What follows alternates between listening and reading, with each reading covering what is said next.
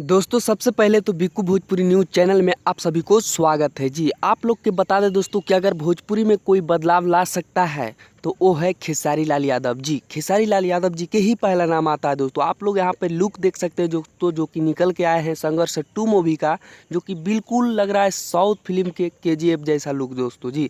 आप लोग के यह लुक कैसा लग रहा है दोस्तों, प्लीज़ एक बार कमेंट में लिखिएगा। और विरोधी भी इस लुक को देखकर हैरान हो गया है दोस्तों जी।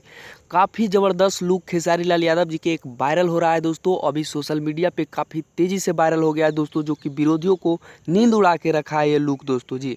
अगर भोजपुरी में बदलाव आएगा तो खेसारी लाल यादव जी से ही आएगा, ये मैं गर्व से बोल रहा हूँ दोस्तों।